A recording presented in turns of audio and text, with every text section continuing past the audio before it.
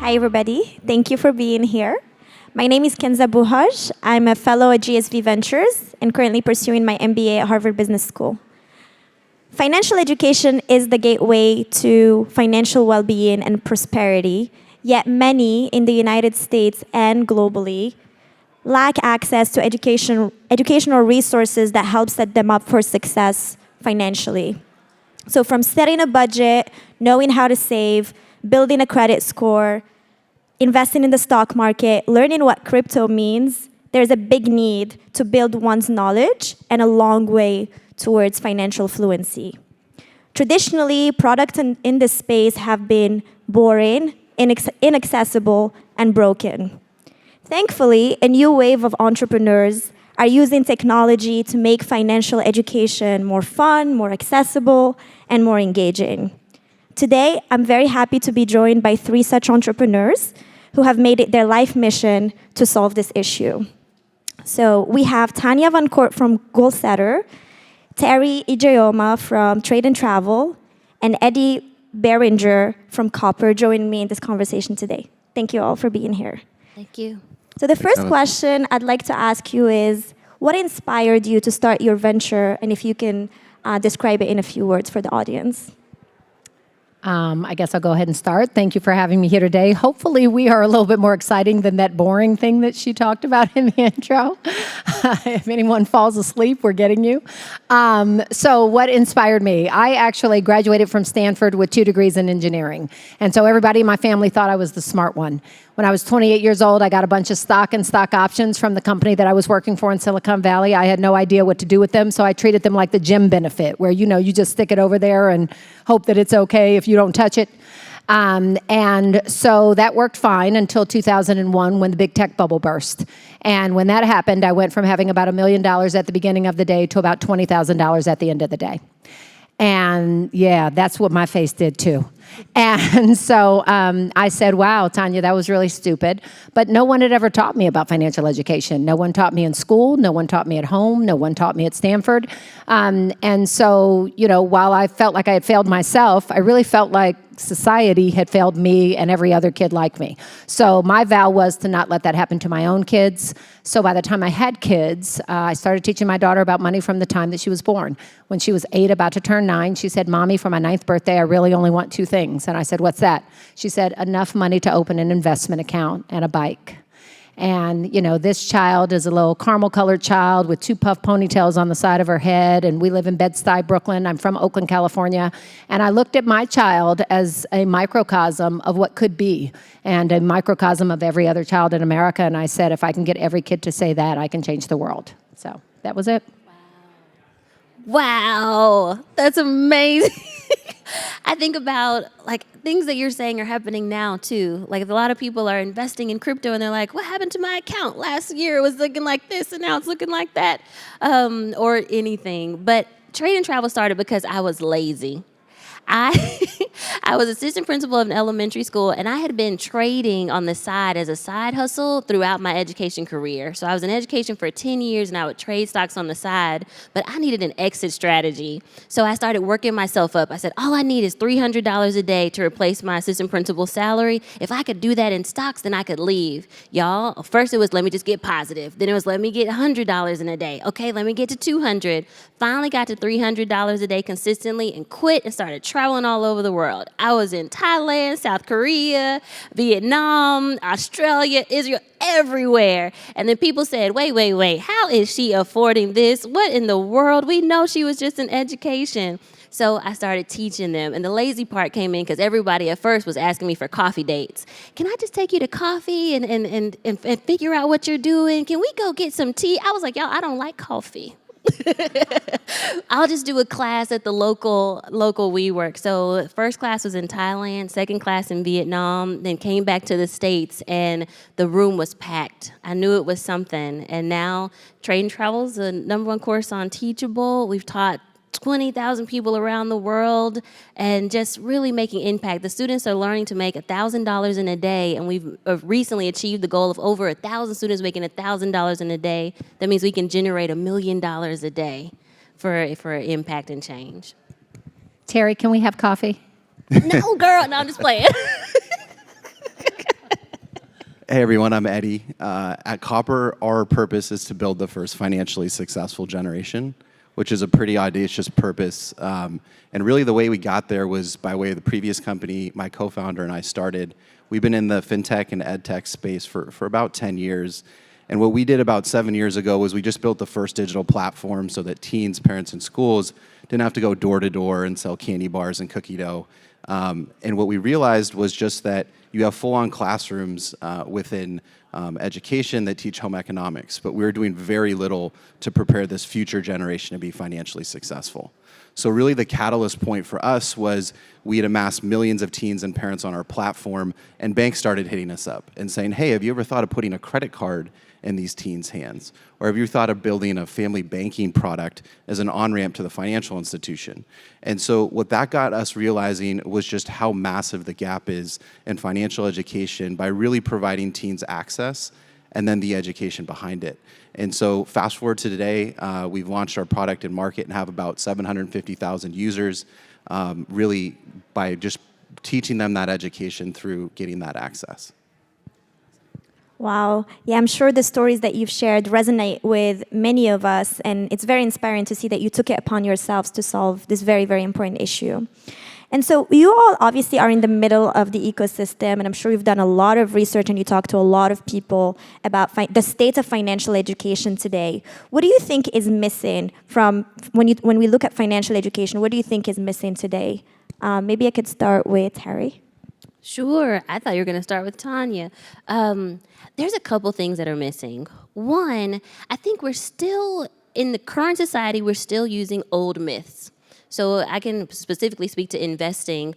Many people think the only way to invest is buy and hold. The only way to be successful is to keep it till retirement. But so many barriers to entry have actually gone down. Now you can trade with no commission. Now you can get into an online broker and have smaller amounts of money in there. So many of those things were not around when the original advice was given. So we're not changing with the times. Our financial literacy is not changing with the times. I think that's one of the biggest barriers. And then, of course, we know from education in general, depending on your economic standing, you may not even hear about some of the financial literacy things at the table. Like there was no uncle that could tell me about investing. No one could.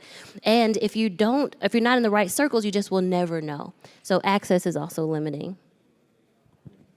I'm happy to jump in. My background is that I came from Nickelodeon and ESPN and Discovery Education. And so what we bring into the financial services space is compelling and engaging content. And I think that's one of the main things that is missing. I think for too long we have said, hey, there's free content we can provide to school systems, and wow, shouldn't they be happy for that? Well, no. I mean, there's plenty of free content that we can all go find on the internet. That free doesn't mean good. And when you're trying to engage kids and you're trying to ensure that kids are walking away understanding and being excited about financial education, you can't always do that with, the content that someone just hands to you because it happens to be free. And so, we are really investing in making sure that what we are offering to kids and families is both a tool and the financial education that's going hand in hand with the tool. So they have it in practice, but then they have it in principle. And when they have it in principle, it's also compelling. It's not just, here are the 10 rules that you need to know about financial education. It's making them laugh, it's making them think, it's making them engage in ways that, quite frankly, financial education never has in this country. Yeah, I think that's great. I mean, fundamentally what's missing is, and what we're trying to achieve is just democratizing the access to that education, right? When I applied for, a renter's application in college, my co-founder and I sat down, we both pulled our credit, and for some reason his credit score was 200 points above mine. I didn't really understand why that happened, but really fundamentally he had a father who raised him in a specific way where they had access to this education. He was added as an authorized signer on the card and was just able to in a very invisible sense, take advantage of that education. And so our approach is a little bit controversial and unique in that really the teen is the core user of our product. We do it in partnership with parents, but fundamentally what we do is provide them access, and from an invisible learning perspective, bake the education behind it. We built a product in the space for a long time to know that if you were to lead with the educational modules, it's not going to drive a ton of engagement. And so I think really fundamentally what we want to accomplish and what's been missing is really that access in a safe space and the education being baked in behind it. Great, and I'll stay with you, Eddie. Let's transition a little bit to talk about how you build your product with the consumer in mind. And so in building Copper, what product development principle do you think are building blocks for your product? Yeah, it's a great question. I think when you build product, you have to be really intentional that you're solving an actual problem for your customer. And so if I think about that, if I just go a layer higher, I'll talk just quickly about a really massive consumer shift. And the first part of this is, I won't talk to you about the fact that, student loan debt, it's an all-time highs. Credit card debt is at all-time highs as well. But there's a silver lining to this. And the silver lining is that the definition of being a boss is much different today than it was when I was in high school. It had much different connotations.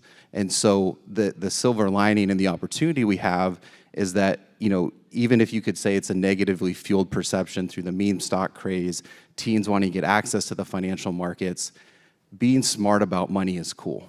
And so we have this massive attention. And so when we think about building product, we think about it in the sense of how can we provide access to teens in a safe space so that they can skin their knees a little bit and really start to learn through that core usage. And so I think that that's really, really key, is just kind of focusing in on that core problem that you can solve and then really letting the education come behind it. And Tanya, same question. Yeah, when I was at Nickelodeon, one of the things that we used to say is it's our responsibility to make sure that parents turn on the television to Nickelodeon, but once they get there, it's also our responsibility to make sure that the kids say, don't turn that channel.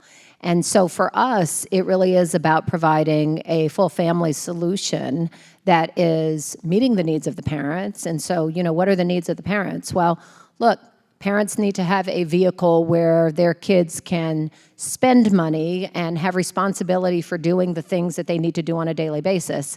But parents also don't want their kids just spending money all the time. So just sticking a debit card into kids' hands, that doesn't solve the problem for the parents.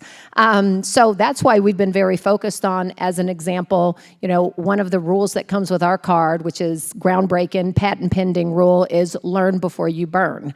So a parent can activate that rule for their teen's debit card. On Sunday morning, your teen's debit card will automatically freeze if they haven't taken their financial literacy quiz for the week yet. And the minute they take that quiz, the card will unfreeze again. So why is that good for parents? Parents don't have time. They want their kids to learn financial education, but they don't want to be lording over their kids while they're doing it. Why is it good for kids? Because our financial education quizzes are super fun. They want to learn, to Eddie's point, so they're learning something along the way. The quiz takes them 5 minutes, and they are building that capacity and that knowledge. So you have something that's fun for kids, you have something that's desired by parents, and then you're meeting the needs of both audiences. Right.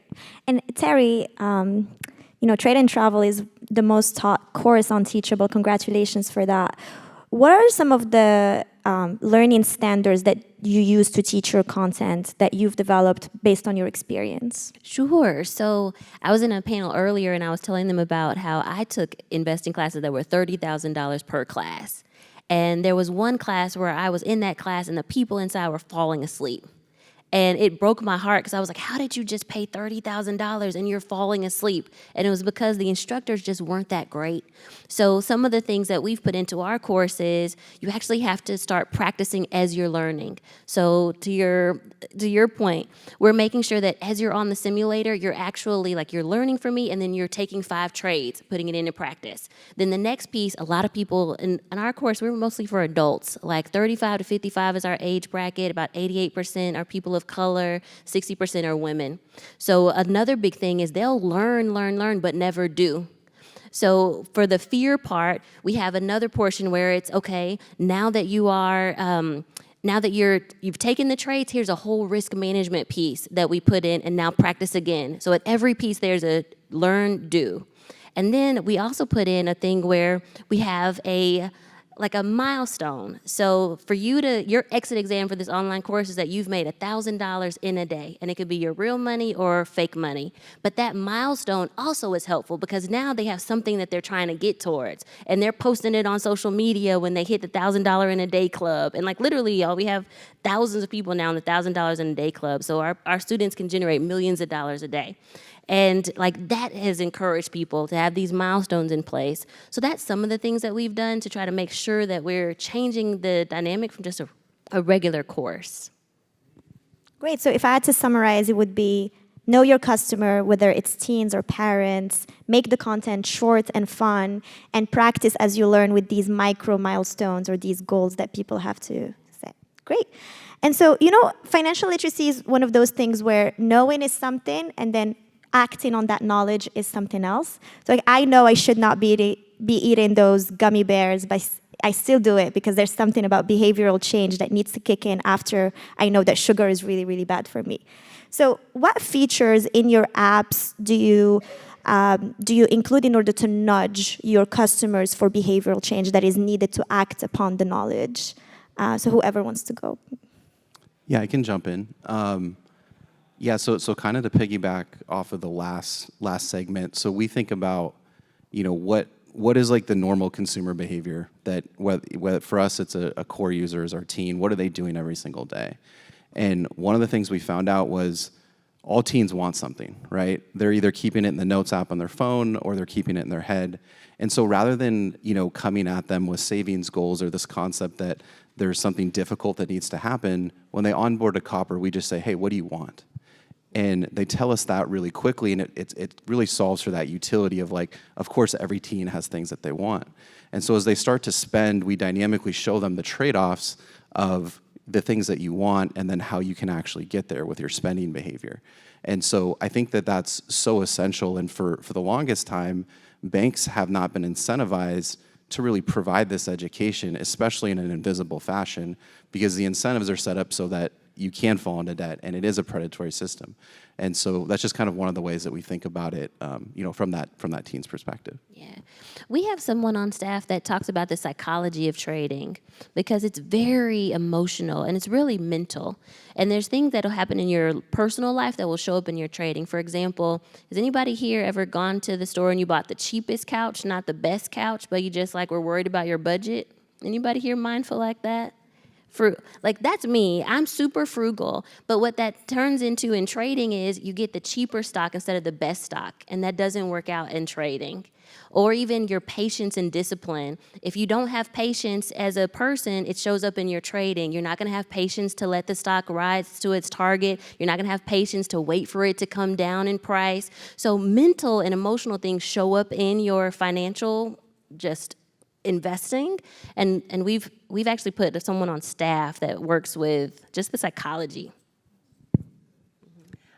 For us, we use a lot of gamification techniques. And so, when you're designing a game, there are multiple different approaches that you can take to gamification. One of them is a proactive or they're called white hat gaming rules and black hat gaming rules, but I don't like those terms, so I'm looking for some other terms. So one is, it provides you with an incentive. The other one is it provides you with a negative consequence. So incentive versus consequence, that's what we're going with. So the incentive-based behavior, we've established a rule called learn to earn. And so every time you take a financial literacy quiz, your parents can pay you for every quiz question that you get right. And so your parents can decide to pay you a quarter, a dime, $1 for every quiz question you get right. We all know that kids like money, and so that's a great incentive. The consequence is the learn before you burn, which is what I talked about. And so kids are different. There are some kids who are like, you don't have to punish me. I do not want a spanking. I do not want time out. I do not want to be punished. I'm all about the incentives, right? And so those are the kids who will be like, I want to take my quiz every week because I want to earn money. And I want to earn points towards my overall gaming score, which we also provide. We call it a cred-lit score as opposed to a cred-dit score because it's measuring your overall financial literacy. So we provide all of those from a gamification perspective, and then we provide, again, the negative consequence if you have not taken that financial education quiz and you're running around trying to use a debit card, but you don't understand key principles of saving and investing. Great. So it's very clear that you guys have put in a lot of thoughts into product design and product development. So let's pivot a little bit and talk about how you make money and how big this market is. So my next question is, today in 2022, is there a market for financial literacy products, and how big it is? How big is it? So let's start with Eddie on this one. Yeah, I mean, really, this is the most largest consumer market that exists in the United States. And, when we talk to parents, we just ask them a really simple question. Do you feel like your current Big Five, Bank of America, Chase, banking relationship is focused on teaching your teens about money? And the answer 100% of the time is no. And, that seems like a given, but it's actually a really big deal. So there's 101 million teens and parents really within the United States from age 9 to 18, another 85 million that exist between the ages of 10 to 19. And really the market for a teen's first primary bank account that's really focused on teaching them about money is one of the biggest markets that exists in the United States.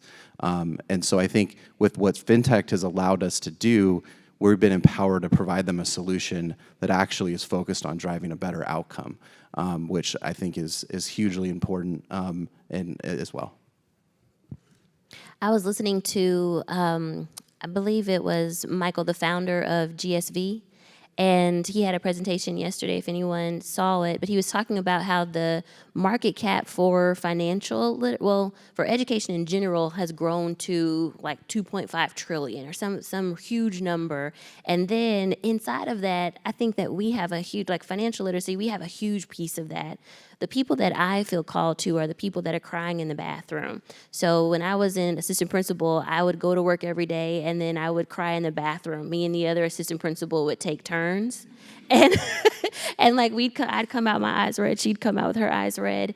And those are the people that seem to be really needing to know more about finance from an investing point, from my standpoint. It's either the people who they've been in their job for a while and they're trying to transition to something different, or they are ready to retire and they're looking for, I need an option, I need other ways to make sure that I'll be okay. And then we provide that skill set. So anybody can reach those categories, and so our market will always be large. I think that we have all seen a real shift in this in America in the past 3 years because of COVID. And, I remember in the first days of COVID, I walked into a Costco and I went into the produce department, and there was a guy in the produce department who didn't have on a mask, and he was helping lots of customers. And I said, Jose, you're not wearing a mask. What's happening? I didn't know him. That was his name tag. Why aren't you wearing a mask? Like, this pandemic, this is really, serious. And he said, well, they provide me with a mask, but it's too thick. It was an N95 mask. It's too thick, and I have asthma, and so it's hard for me to breathe through. And all I could think to myself is, this guy, he probably has kids at home. He doesn't have an emergency fund. He can't afford to say, I'm out for 3 months. I'm taking 3 months off while we all figure out whether or not this is something that is going to cause me to die because I have a pre-existing condition. And it broke my heart that there were, senior executives who were in the Hamptons taking calls on their Zooms, and Jose was working in that store risking his life, literally risking his life, because he likely didn't have a financial alternative. That's my equivalent of the people who are crying in the bathroom, right? Guess what he doesn't want for his kids? He doesn't want for his kids to have to do that the next time a pandemic rolls around in America in 30 years. And so is there a market for it? Yeah, there's a market for it. And there's a market for it because Americans have said, I don't want to be in this position anymore, and I don't want my families to be in this position, and I expect help. I expect help from my school system. I expect help from my employer. I expect help from the people who are supposed to be helping me to solve this problem, and quite frankly haven't over the past 100 years. And those stories are actually quite universal, and they exist everywhere. Going back to your product and how you make money, how have you been able to monetize your product? And maybe I stay with you, Tanya. Sure. So, at Goalsetter, we go where the people are. And, number one, banks and financial institutions. We're white label and Goalsetter for banks and financial institutions because they do need to develop their next generation of customers, and we can help them to do that with a really compelling product. Number two, we provide Goalsetter as an employee benefit for all of those employers like the Costcos of the world out there that say we need to do something different for our employees. We're providing it to them. And then number three, we're providing Goalsetter to classrooms and school systems across the country. We just got off the phone this morning with a major school system that's super excited about deploying us in 3rd grade all the way through 12th grade. And so those are the 3 ways. Yeah, I'm super excited. Trade and travel just recently passed. I see you nodding. I'm not sure if you know what I'm about to say, but we recently passed $45 million in revenue, and we just started in 2018. So that's a lot, pretty good for 4 years. And we mainly reach people by podcast, and we sell directly to the customer. So if someone feels like, hey, I want to learn how to invest for a goal, learn how to invest for my debt, invest to pay off my house, invest to go on a trip, then they would buy the course themselves. I would love to be in a place, though, where corporations were buying it for their employees, because there's so many things going on right now. From Amazon is about to do a stock split, and another company is making they're doing buybacks of their stock, and it's actually in helping the employee package. There's so much that we could teach the individuals and companies, but mainly right now, customers are coming straight to us. That's awesome. Congratulations, by the way. Thank you. It's incredible. Big goal, big milestone. Yes. Thank you, guys. Yeah, so at Copper, we have a pretty unique go-to-market strategy. We actually work directly through schools, high schools primarily, and it was the same way we grew our previous company to 17 million teens and parents, where we actually sponsor groups within schools. And so we go into schools, we do a financial education workshop, and very, very quickly we've proven that within a number of weeks we can have over 50% of the high school using Copper. And so really what that provides us the ability to do is really not have to kind of get into these marketing wars and digital marketing. On the monetization side, we want to be as aligned as possible with the outcomes of our teens. So we want to be a part of their financial first, and we believe that owning that customer relationship over time and really being their primary provider that cares about those outcomes is the best way to do that. So the way that we generate revenue is we actually receive interchange processing fees that are actually paid by the merchant. And so that allows us to be as aligned as possible with our core customer, which is the teen, and really build that relationship with them as they move into college. And we want to keep them out of that student loan debt, right? I don't know if you all remembered showing up to the first college campus, having the Discover card, all of these different companies' table on campus. That was the most expensive free t-shirt that you ever got, right? And you're still paying off that 30% APR. And so we want to be a part of those financial first so that we can provide you that access in a non-predatory fashion. And we believe that if we can acquire these customers very cost effectively, we'll be able to be as aligned with them as possible through their financial journey. Great. Well, congratulations for all the great traction for all 3 of you. My next set of questions is how you engage with the broader ecosystem. And one important part of this financial education ecosystem are financial institutions and increasingly fintech companies. So my next question is, how do they engage with your products? Have you seen interest or curiosity from their parts to incorporate some of your products into their offering? What has your experience been with them? Maybe we'll start with you, Tanya. Sure. Our experience has been that financial services companies, banks, credit unions, they know that they have left this part of the market, kids in particular, untapped and untethered. And they also know that in order to have a business 20 years from now, they need to address that part of the market. So they are absolutely excited to engage with us and to figure out how we can work together to help them cultivate that next generation of customers. You know what's really cool is what I've found is for a lot of financial companies right now, their big milestones as a company are they want to increase financial literacy, they want to increase diversity, they want more women in the to be financially sound. Like they have the same objectives and goals that our company addresses.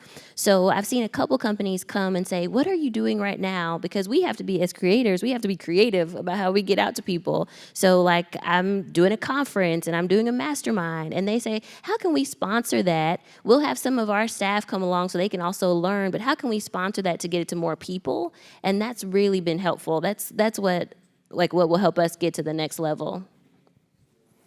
Yeah, I have a pretty strong opinion here. So at our last company, as I mentioned, that catalyst was banks started reaching out to us, right? And saying, hey, can we get a credit card in these teens' hands early? How can we get them in the similar fashion in an on-ramp into the financial institution? And, for us, our view on it is, banks make money off of lending, right? And they get you into the ecosystem and they really profit from lending and other predatory practices. And so for us, we believe that the financial institutions of the future are going to look much different than the brick and mortar locations you have today. At Copper, we want to become really that digital education-first banking institution, and we believe that we can get the opportunity to do that by really, getting teens using our product at a really young age, and then, as I mentioned before, really being as aligned as possible. I think the thing that has really shifted here with fintech specifically and really the greater financial services market is technology makes it so that we don't need to have branches anymore, right? We don't need all this unnecessary legacy infrastructure, which in turn allows us to really do what's best for the customer. So our view on it is that we want to be a part of those financial firsts and really own that relationship so that we can not kind of put people back into the same system over and over again as has been historically done, just because the incentives aren't aligned in that current structure. Right. And the next big player, let's call them, in the ecosystem is probably government and policy. How do you hope that government and policy can engage with your product or can enact policies that will help with mass adoption of products like yours? Maybe we could start with Teri on this one. I've seen lately that some states are actually requiring financial literacy to be in schools. And that's been a huge push. But now I think the next step is how do we get schools to recognize online courses as the vehicle to help them meet that requirement? So that'll be the next thing to connect, but I'm excited that at least the legislation is requiring it, so now there is a need to go find the literacy. Yeah, I completely agree. I think for the first time ever, there's this hyper attention to, really the situation we're in from a financial perspective. And so I think you start to see really that pull from education that was never there. Which I think is just one of the coolest things ever, right? That we can actually, for the first time, really provide a focus around this with more and more states requiring financial education coursework. I think it's really the time for what we're doing and couldn't be more excited about it.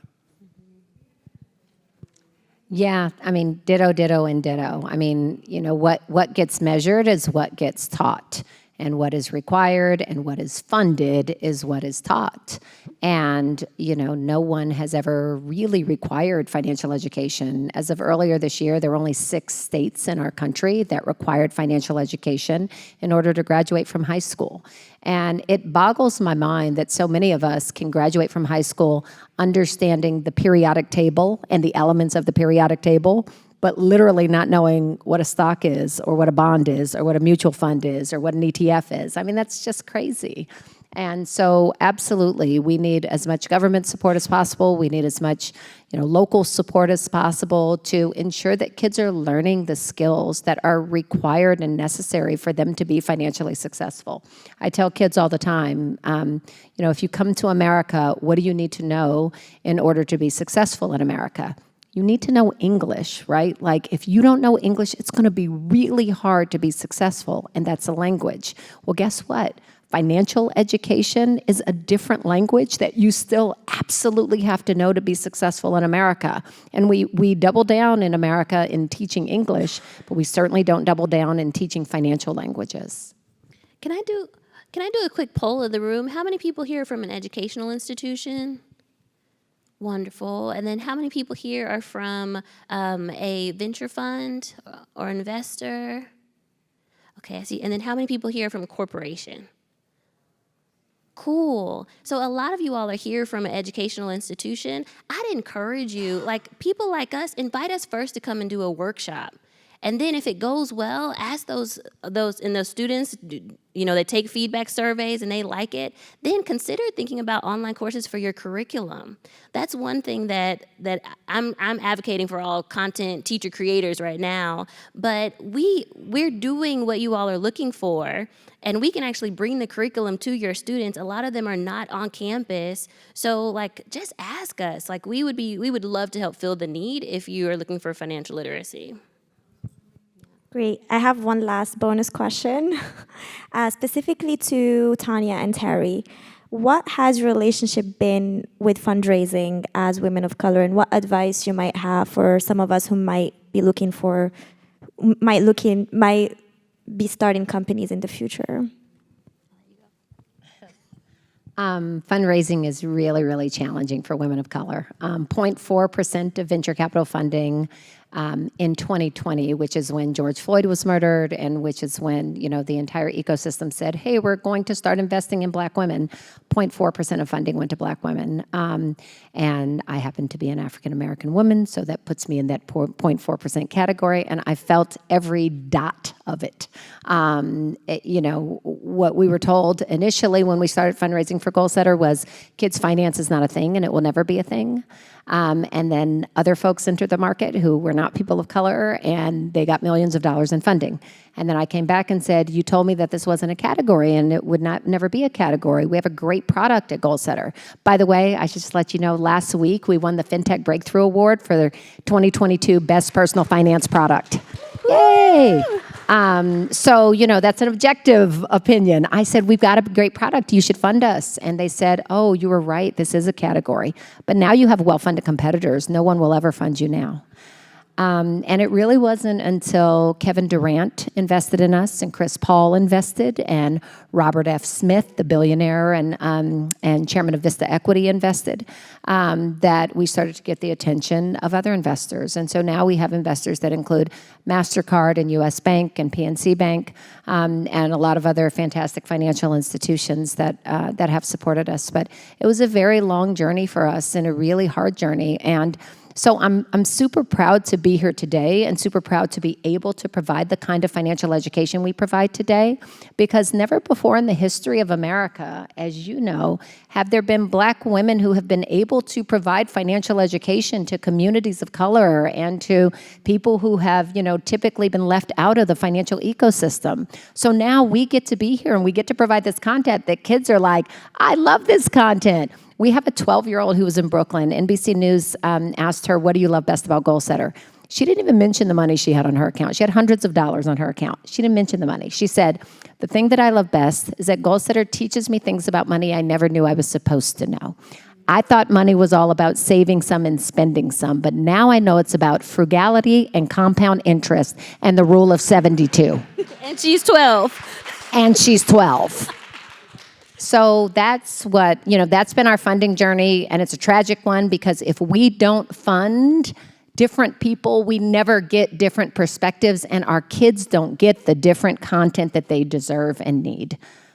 And it starts here. Hopefully Yes. we can change that. So on my side, I've had to do everything by myself. I haven't gotten any funding. I've had to do the whole thing out of my own bank account. Even with houses, as an entrepreneur, there were so many, like you see the money in my account, you see the bankroll coming through, but yet they wouldn't even give me a mortgage to buy a home, so I had to pay for it in cash. So, yeah, I don't know what it's like to get funding because I haven't had it. But if people are coming alongside of entrepreneurs, I would say we could go so much further if you all came alongside us, because you all have the funding. And then we can do programs that are so much bigger and reach so many more people if you all would come alongside us. And here's the crazy thing. Which one of us would not want to have invested in her and in her business, right? Like, she has $45 million in revenue. She's doing amazing. Count me in. Can I write a check? Okay. Great. Well, thank you so much to all three. Thank you, Eddie. Thank you, Teri. And thank you, Tanya, for the opportunity. This concludes our panel. 3 speakers will be around at the conference, so make sure to catch them, especially if you want to invest in any of them. But yeah, thank you all for coming to financial education panel. Thank you, And I was Kenza. playing about the coffee. I'll take a coffee date.